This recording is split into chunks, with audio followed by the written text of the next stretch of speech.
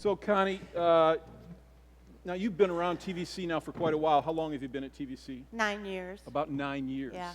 And so, just tell us, did you have any kind of religious experience? Were you going after God or anything before you started coming to TVC? No. When I was a kid, I was into church, but after I got married and we had kids, no. Just wandered away from Yep. it? God was not on your radar? No, not at all. Okay, so then about 10 years ago, 10 years ago, pretty yeah. dramatic experience took place in your life. Tell us about it. April 25th of '04, we lost our son Jason in a quad dirt bike accident.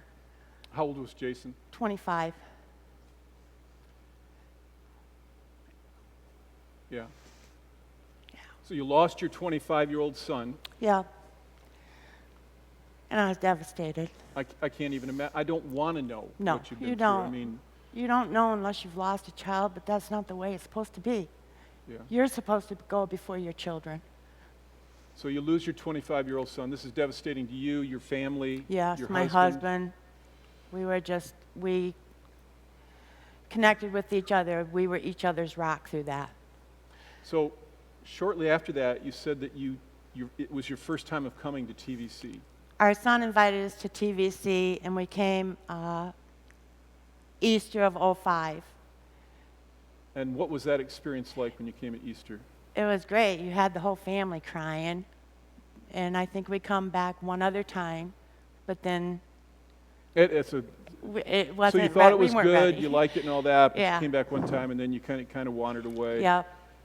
And then a little over a year later, you're hit again. Yeah. August 9th, my husband said, "Babe, we're going to go back to church Sunday." And I said, "Okay." August 10th, my husband took his life, so that Sunday never came. So when it was time to get ready for his funeral, I told the boys I wanted to bring their dad back to church. And the day of Dan's service, I walked in, and Jay, It's a guy that used to be at our church. He's passed away, but Jay Taylor. come up to me in his wheelchair crying and give me a hug and said, "We love you." And I'm thinking, how can you love me at the time? But he loved me. You lost your 25-year-old son, and a little over a year later, 15 months. you lost your husband, Yeah. and you were in a bad place. I was in a deep, deep, dark hole. And then on a month to the day. So you came, you had the funeral here Yes. at our Hastings campus, Yes. and then you decided you were going to come back to church. Yes, I did. So you come. What was that like when you came? I'd come, I'd sit in my comfort zone, and I'd leave. And I do it every Sunday. But every Sunday, there was always somebody there to say hi or greet me. It made me feel like I was wanted.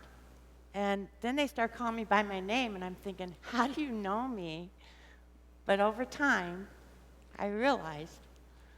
So you just had that sense that it was okay to be where you're at. Yeah. I remember, at my age, I don't remember much, but I remember when I saw her the first time when she started coming, I actually said to Ann, "She looks like the most miserable human being on earth." I didn't know the full story. And I remember seeing you, and it was like a dark cloud was all around you. And so you're coming here, Yeah. and it's all you can do really to kind of slip in and slip out. Yeah. But these people are catching you. Yeah. They just kept saying hi, just greeting me, just making me feel like I was wanted, that I was loved, that I was somebody. And then you were telling me not too long after that, you made the decision to give your life to Christ.